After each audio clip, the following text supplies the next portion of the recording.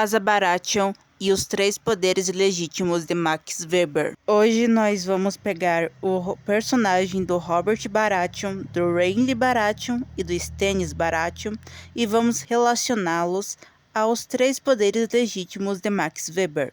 Mas tenho que admitir que eu acabei começando esse vídeo mentindo. Na verdade, o Max Weber ele tem uma ótima distinção do poder e dominação.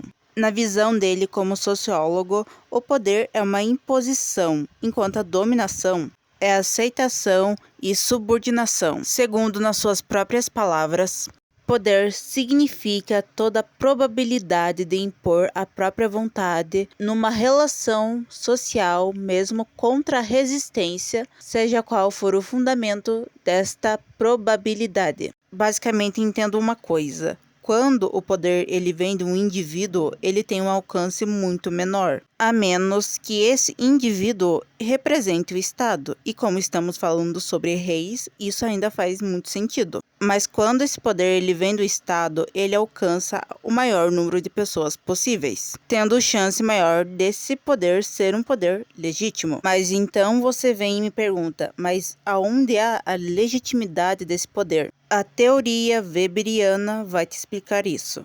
A legitimação do poder é conferida pelas formas de dominações legítimas. Ou seja, se os indivíduos aceitam certos tipos de poder, esses indivíduos conferem a legitimidade da dominação e, consequentemente, do poder exercido por alguém. Caso não tenha ficado muito claro, eu vou dar um exemplo aqui. Você está na escola e você acaba se juntando a um grupinho de amigos. Esse grupinho de amigos, você percebe que tem alguém ali que influencia bastante aquelas pessoas. Então você tem duas opções. Você pode se retirar daquele grupo, não ser influenciado pelaquela pessoa ou aceitar a influência daquela pessoa. Isso seria considerado um poder legítimo, já que você está meio que deixando essa pessoa ter um poder perante a sua opinião, deixando ser influenciado de uma certa forma, da forma que aquela pessoa pensa. Mas é preciso deixar algo bem claro aqui. É uma teoria weberiana de um sociólogo. Então, há totalmente como você discordar do que ele fala. Mas, afinal, como ela se conecta com a Casa Baratheon de um livro de alta fantasia do George R. R. Martin? É quando eu vou apresentar para vocês agora os três tipos de dominações legítimas e como isso se conecta a Renly Baratheon, Robert Baratheon e Stannis Baratheon. Dominação tradicional. Aqui a relação moral implícita para que isso aconteça. Aqui é totalmente baseado no sistema patriarcal. Quando a gente fala sobre essa dominação legítima, a gente está falando sobre morais e costumes. Então você está lidando com uma dominação moralmente e tradicionalmente já estabelecida. Então é por isso que ela acontece. E como isso se relaciona o Robert Baratheon especialmente?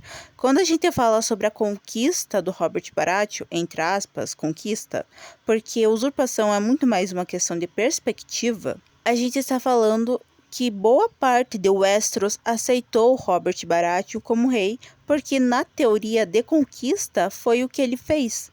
Então ele não seria alguém que fez uma rebelião especialmente para usurpar um rei. Muito pelo contrário, ele entra numa parte de honra. Tiraram a sua prometida dele, então a sua honra naquele mundo foi ferida. Isso independentemente do que a Lyanna Stark achava, porque na teoria ela já estava sendo prometida a ele e tem que levar em consideração que o sistema deles é totalmente patriarcal. Tanto que ele tem 1,5 milhão de bastardos no casamento dele com a Cersei Lannister, mas quem é atirado no meio da rua para fazer uma passeata, entre aspas, da vergonha, não é ele, e sim a Cersei Lannister. Ele nunca é punido tradicionalmente. Exerce tradicionalmente e legalmente. Legalmente por consequências. Dominação legal. Esse poder se encontra totalmente com Stannis Baratheon. Basicamente, o poder legal é basicamente a lei. É a lei que está escrita naquele país, naquele continente, sendo regida diretamente pelo Estado.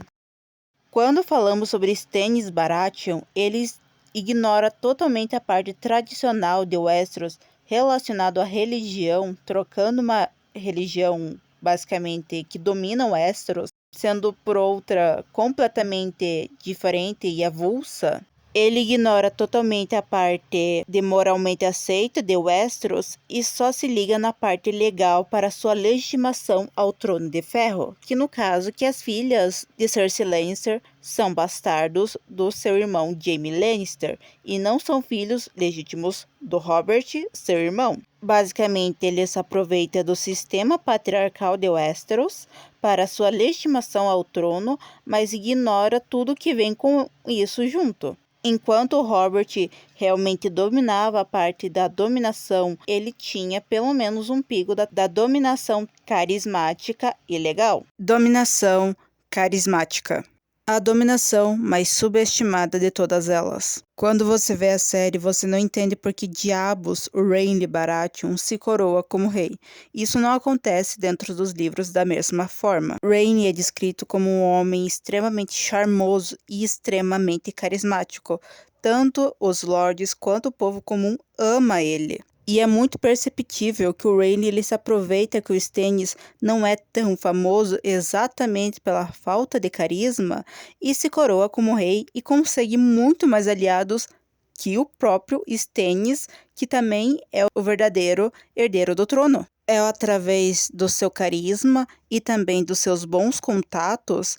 Antes disso, ele já tinha planos de levar a Major Tyrell para a corte para ser apresentada ao Robert Baratheon para que ele deixasse Cersei Lannister de lado, isso antes de ter toda essa bafafá sobre o incesto. E provavelmente aconteceria algo muito parecido com Catelyn de Aragão e Ana Bolena da vida real. Porém, quando Robert morre, ele já demonstra seus planos para o próprio Ned Stark, que recusa inclusive um plano ótimo do próprio Renly, e vai lá e se junta com os Tyrell novamente e se coroa como rei, juntando literalmente uma das grandes casas ao seu lado, enquanto Stannis não tem nenhuma das grandes casas. Renly não é burro, ele já tinha planos próprios para o próprio benefício há tempos, sem contar que ele já era o senhor de Ponta Tempestade, enquanto Stannis ficou apenas com Pedra do Dragão.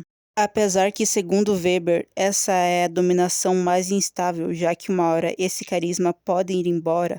No caso do Renly, a partir do momento que ele sentasse no Trono de Ferro, ele não precisaria o tempo todo voltar com esse mesmo carisma. Ele poderia mediar isso perfeitamente. Os súditos do líder carismático, eles são movidos muito mais além da personalidade, mas também por conta de um fator meio específico, que também é a fé e a fé em mudanças. O Renly se aproveitou da má reputação do seu irmão Stannis, com a morte de Robert e sua queda por prostitutas, para benefício próprio. E usa também dos boatos sobre a Cersei Lannister para que a sua reivindicação ao Trono de Ferro faça mais sentido. Mas é claro que nem tudo isso é preto no branco. Há várias questões que dá para enxergar no Robert Baratheon, no Stannis, no Renly, além dessas dominações colocadas dentro de uma caixinha neles. E isso também chega a soar meio superficial demais. Isso é uma análise pessoal e política deles.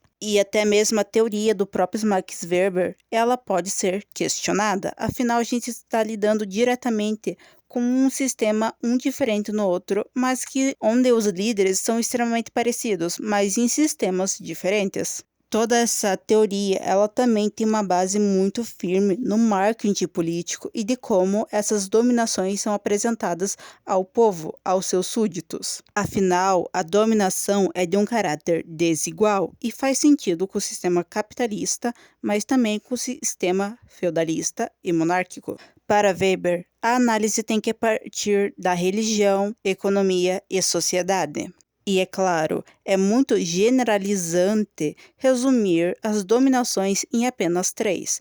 Porém, um tipo de dominação que não tiver algo claro, uma regra clara, pode prejudicar o subordinado, seja financeiramente, seja psicologicamente e politicamente também. E também esses personagens também não se resumem apenas a esses 3 tipos de dominações. Um pode ter um pouco de outro tipo de dominação e por aí vai. É uma análise de personagem. E afinal, você acredita nisso? Você acredita que talvez eu esteja certa?